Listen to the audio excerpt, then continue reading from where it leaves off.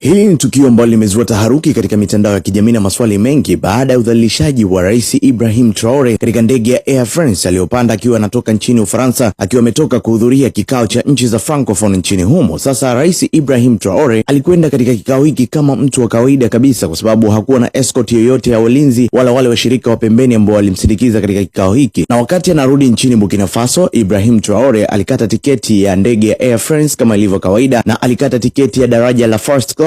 Baada ya kukata tiketi hiyo, alikwenda airport na kupanda ndege hiyo katika daraja hilo la first class. Sasa ilipigwa simu ya dharura kwa aliyekuwa mhudumu mkuu wa ndege hiyo aliyejulikana kwa jina la Sofia. Sofia alijulishwa na uongozi wa ndege hiyo ya Air France kwamba kuna dharura iliyotokea. Mteja wao wa kila siku, mtu maarufu na mfanyabiashara kutoka nchini Ufaransa, anahitajika kupanda ndege hiyo na anahitaji kupata siti katika eneo la first class. Sofia aliwajibu na kuambia kwamba daraja la first class limejaa na hakuna nafasi. Uongozi wa ndege hiyo ya Air France walimwambia Sofia aweze kufanya iwezekanavyo mtu huyo aweze kupata nafasi katika eneo hilo la daraja la first class. Hivyo Sofia aliamua kuwasiliana na rubani wa ndege hiyo siku hiyo, na waliamua kushauriana kwamba aende akamwombe mtu yeyote aliyekaa katika daraja hilo la first class kwamba kuna mteja wao wa kila siku anahitaji kukaa eneo hilo, na akikubali aweze kumpeleka katika eneo la economic ili aweze kumpisha mfanyabiashara huyo. Sofia baada ya kufika katika eneo la first class aliangalia watoto waliokuwa wamekaa katika eneo hilo. Eneo hilo lilikuwa limekaliwa na watu wenye ngozi nyeupe, lakini rais wa Burkina Faso Ibrahim Traore ndiye aliyekuwa mtu mweusi tu, na alikuwa amevaa kawaida, tofauti na watu wengi walivyomzoea katika mitandao ya kijamii ambao amekuwa akivaa magwanda ya kijeshi. Hivyo Sofia aliona huyu ndiye mtu anaweza kumuomba kumpisha mfanyabiashara mkubwa aliyetakiwa kuweza kupanda katika ndege hiyo. Hivyo Sofia kwa utaratibu alimuomba Rais Ibrahim Traore kumpisha katika eneo hilo, na Rais Ibrahim Traore kwa unyenyekevu alikubali bila pingamizi